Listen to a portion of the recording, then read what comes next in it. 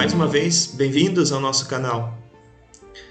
Dentro dessa nossa caminhada quaresmal, essa caminhada que fazemos todos juntos como igreja, diversas vezes a liturgia vai colocar diante dos nossos olhos, diante dos nossos corações, textos que tratam e apresentam de uma maneira clara e nítida e até incisiva a misericórdia de Deus. Eu acredito que nem teria sentido tudo aquilo que se faz durante a quaresma, a prática desta conversão do coração na direção de Deus, se não fosse isso já um resultado da contemplação da misericórdia do coração de Deus que se converte para nós. Hoje nós temos no Evangelho a famosíssima parábola do Pai Misericordioso, a figura do próprio Deus. Mas dado que esse texto já é bastante comentado, bem presente em nossos corações, até nos seus detalhes, eu gostaria de convidá-los a um olhar mais atento, ao invés, para a profecia na primeira leitura de hoje, que é a conclusão do livro do profeta Miqueias. E a liturgia de hoje vai colocar então essa profecia como preparação imediata para a leitura da parábola no Evangelho. O poema que nós temos aí tem um tom de esperança num tempo de reconstrução. Um povo disperso, mas um povo esperançoso, pronto então a colocar mãos à obra na reconstrução da comunidade.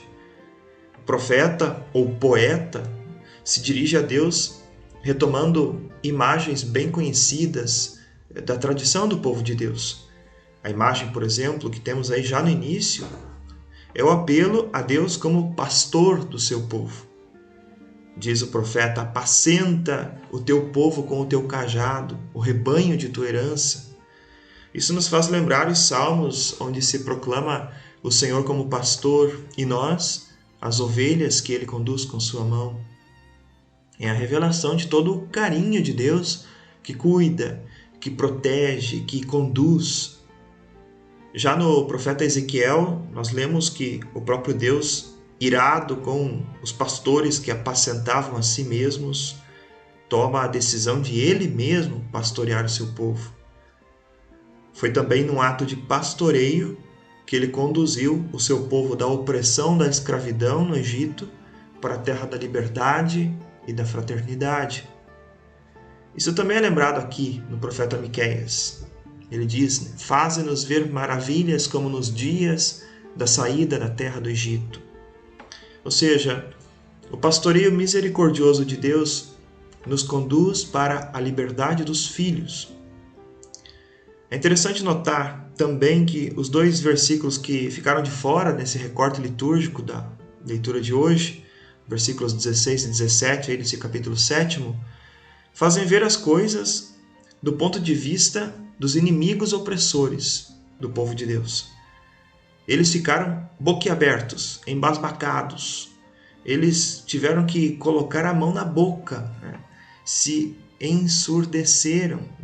Diz aí que eles tremerão diante da ação de Deus pastor em favor do seu povo. Mas aí a gente se pergunta, que ação é esta? Miqueias continua, então, a sua profecia, o seu poema, mostrando também o assombro do próprio povo de Deus diante do gesto de Deus.